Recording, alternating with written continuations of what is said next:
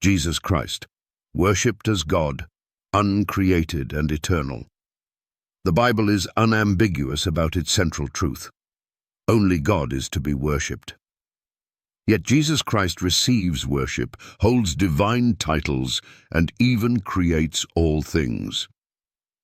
To deny Christ's deity is to reject the clear testimony of Scripture and the very words of God Himself.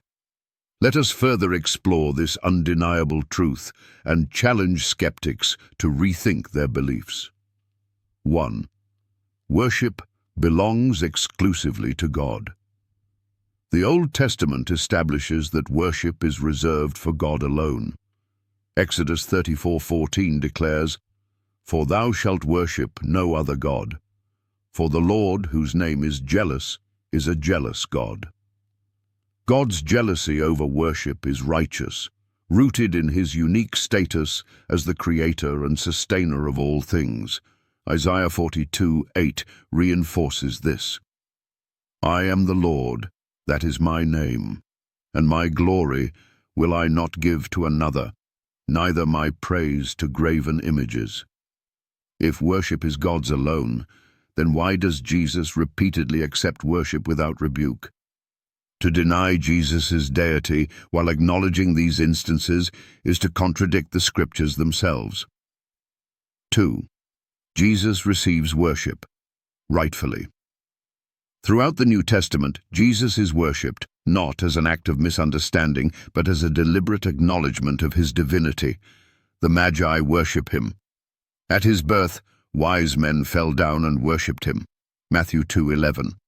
If worshipping Jesus were idolatry, Mary and Joseph would have corrected them, but they did not. The disciples worship Him. After Jesus walked on water and calmed the storm, His disciples worshipped Him, saying, "Truly you are the Son of God." Matthew 14:33. The blind man worships Him. After receiving sight, the healed man declares his faith and worships Jesus. John 9:38.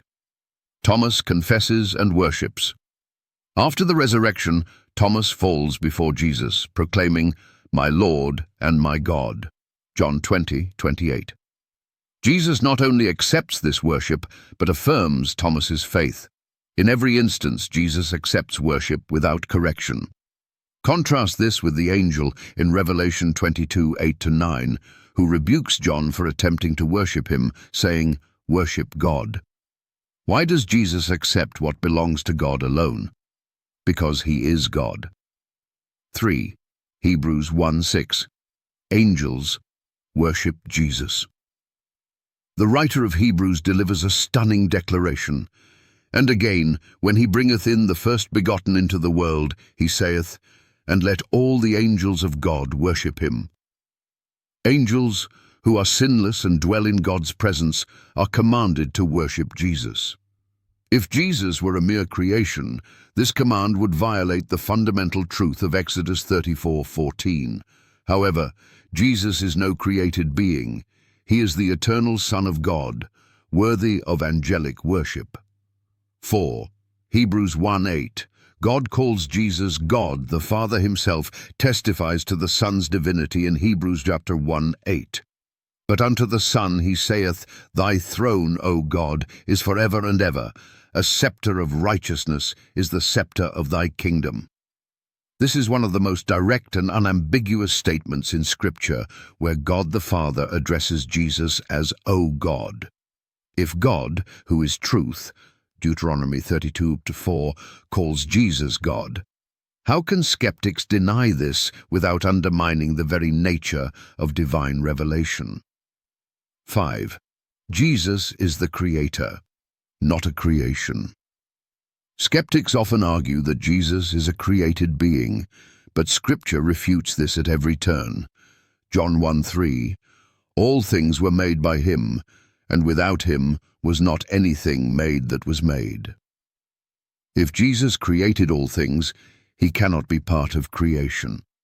Colossians 1:16-17, For by Him were all things created, that are in heaven and that are in earth, visible and invisible.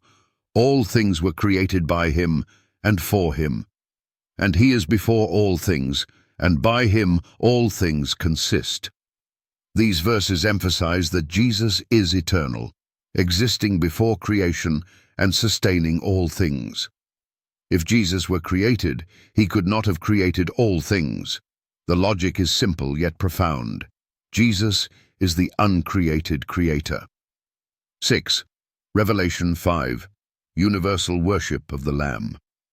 In one of the most awe-inspiring scenes in the Bible, all creation worships Jesus alongside the Father.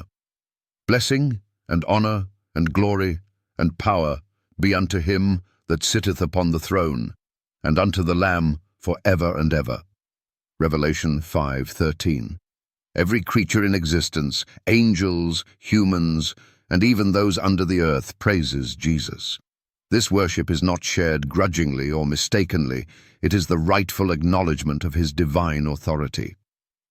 Revelation 22:3 speaks of the throne of God and of the Lamb, a singular throne shared by the Father and the Son, highlighting their unity. Skeptics, the question is not whether Jesus claimed to be God, but whether you are willing to acknowledge the truth revealed in Scripture. Will you bow before him now in faith, or later, when every knee shall bow and every tongue confess that Jesus Christ is Lord, to the glory of God the Father? Philippians 2:10-11. The choice is yours, but eternity hinges on your response.